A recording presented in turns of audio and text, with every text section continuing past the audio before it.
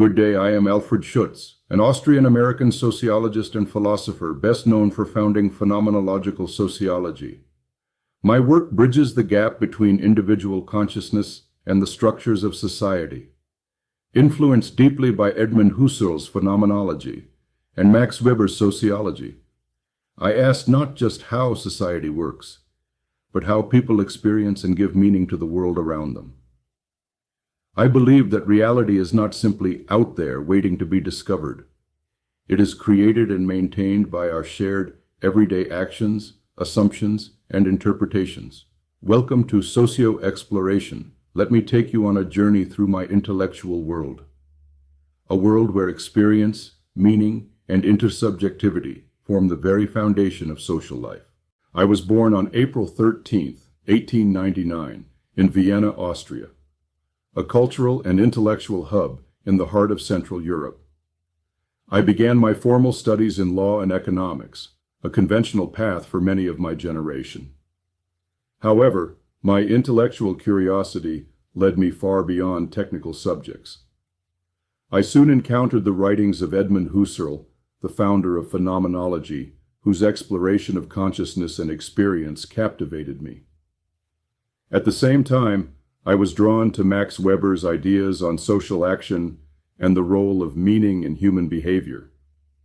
These two influences, philosophy and sociology, shaped my life's goal: to create a sociology that could understand society from the inside through the lived experience of individuals. During these formative years in Vienna, I also built a personal life rooted in love and quiet strength. I married Ilse Heim, and together we had 2 children.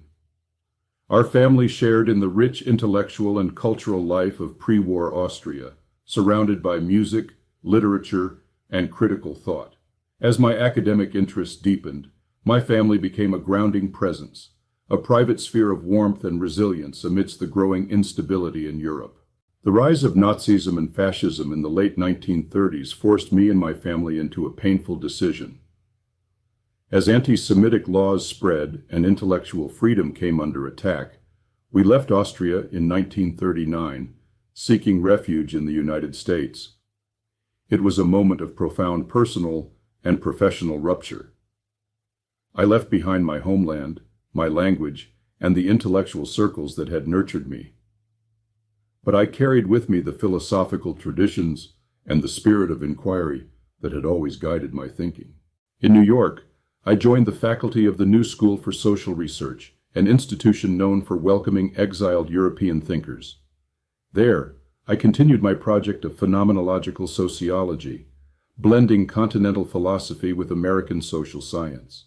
Despite the challenges of displacement, I found new energy in exile.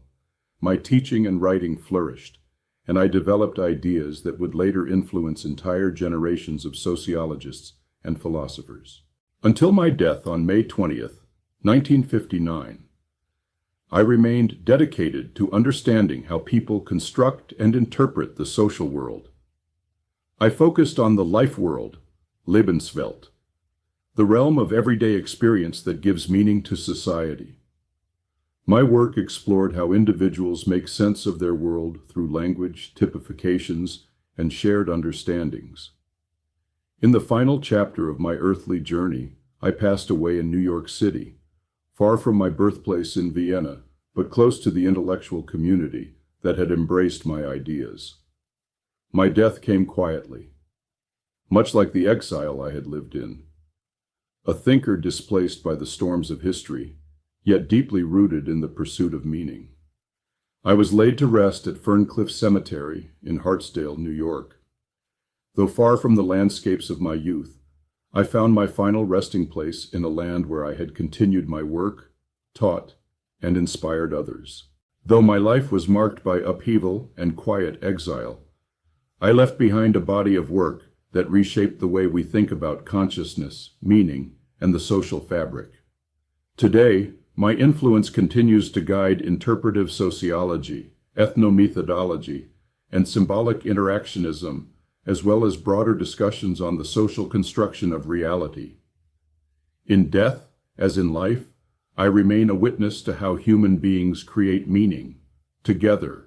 As a sociologist and philosopher, I was not content to study society from a distance. I wanted to understand how people actually live, think, and experience the world around them. My work was centered on the idea that social reality is not just made up of institutions or structures.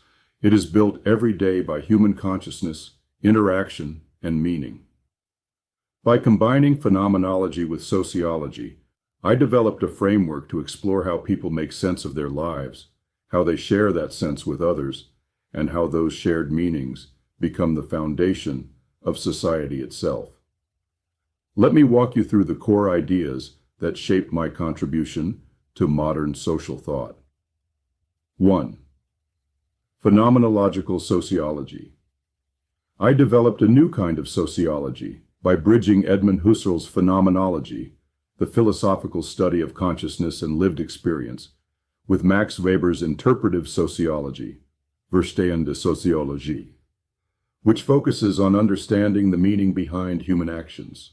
Rather than seeing society as a machine run by laws and structures, I propose that social reality is created by individuals as they live, experience, and interpret their world. This everyday reality, what I call the life world, Lebenswelt, is not made of physical objects or rules alone. It is made of shared meanings, habits, and assumptions. When someone says "I'm fine" in a social setting, they are often not describing their internal state, but following an unwritten social script. These subtle layers of meaning are what shape society from the inside out. In phenomenological sociology, I shifted the focus of analysis from structures acting upon people to how people produce those very structures through their conscious experience. 2. Intersubjectivity and the life world. A central concept in my work is intersubjectivity, the shared understanding that allows individuals to communicate, cooperate, and coexist. We live in a common-sense world that we rarely question. When we say "good morning," we are not just exchanging words, we are participating in a ritual of mutual recognition. This exchange affirms a shared understanding of time, culture, and social roles. Intersubjectivity is what makes the life world social. It is the invisible glue that holds society together. From childhood, we learn to interpret signs, behaviors, and meanings in ways that align with others. This is what allows strangers to stand in line, doctors to treat patients, and students to follow a lecture, even without explicit instructions. Yet this shared world is not natural or fixed. It is constructed and maintained through continual interactions. 3. Typification and social constructs. To manage the complexity of social life, we rely on typifications, mental shortcuts or generalized categories that help us navigate daily interactions. For example, when we see someone in a lab coat, we might assume they are a doctor. When we hear a certain accent, we may, rightly or wrongly, infer their background. These are typifications, pre-established ideas we attach to roles, places, and people. Typifications help us function efficiently, but they also shape our expectations and behavior. They create a kind of social map we all use. However, these categories can harden into stereotypes. When we no longer question the assumptions behind them, they can lead to misunderstanding, exclusion, or injustice. I emphasize that social structures are not external objects acting upon us. They are ongoing human creations, formed and reformed through interaction, habit, and language. This insight reveals our power to reshape social norms and meanings. 4. The natural attitude versus phenomenological attitude. Most people live in what I call the natural attitude. They accept the world as stable, objective, and self-evident. They rarely ask how things came to be or why they mean what they do. For example, people might believe that social customs, like shaking hands, family roles, or economic systems, are just the way things are. They take meanings for granted without reflecting on their origins or alternatives. In contrast, The phenomenological attitude is a reflective stance. It involves stepping back to examine how the world is experienced and interpreted by individuals. It is about asking, what does this gesture mean? Where does this rule come from? Why do we accept this tradition? This shift in attitude is not just academic. It fosters critical thinking, empathy, and social awareness. It encourages us to question taken-for-granted realities and to see how meaning is made, contested, and changed. The phenomenological attitude is essential for any society that values understanding, dialogue, and transformation. Although much of my academic work was carried out in exile, I remained devoted to exploring how people construct social meaning through everyday experience. My writings bridged philosophy and sociology, offering a new way to understand society from the standpoint of lived reality. Among my contributions, two works stand out as central to my intellectual legacy. 1. Phenomenology of the Social World, 1932, English translation, 1967. This was my foundational and most influential work. In this book, I developed a detailed framework for understanding how individuals construct social reality through their experiences and intentions. Drawing from Edmund Husserl's Phenomenology and Max Weber's Sociology, I introduced key concepts such as the life world, Lebenswelt, intersubjectivity, and typifications. I argued that society is not an objective structure imposed on people, but rather a world of shared meanings built through mutual understanding and lived experience. By focusing on how people interpret situations, assign roles, and act based on pre-given meanings, I laid the groundwork for phenomenological sociology. This book helped shift sociology away from purely structural analysis toward a more subjective, human-centered perspective, and it remains a cornerstone in the study of meaning in social life. 2. Collected Papers, Volumes 1 through 4, posthumously published. After my death in 1959, a series of essays and unpublished writings were compiled into 4 volumes titled Collected Papers.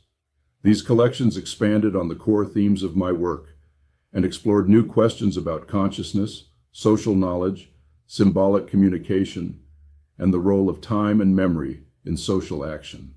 The papers reflect my lifelong concern with how meaning is sustained and how social actors make sense of their roles and responsibilities. Volume 1. The problem of social reality is especially significant for understanding how individuals balance personal freedom with social expectations. Later volumes connect my thought to broader issues in education, communication, and cultural interpretation. These collections have kept my voice alive in academic discourse and have inspired generations of scholars in interpretive sociology, ethnomethodology, and cultural studies. My life's work was guided by a simple but profound question. How do people make sense of the world they live in? In seeking to answer this, I brought the richness of phenomenological philosophy into the heart of sociology. I showed that society is not just a system of rules or structures. It is a living, shared world of meaning, built moment by moment through human consciousness, interaction, and understanding. Though I lived much of my life in exile, my ideas found a home across disciplines and generations. In a world that often rushes past the subtle meanings of everyday life, I offered a way to pause, reflect, and recognize the depth of what it means to be human, together. If you found this exploration meaningful, please do like, share, and subscribe to the channel. Don't forget to click the bell icon for future notifications. Thank you for watching and have a great day.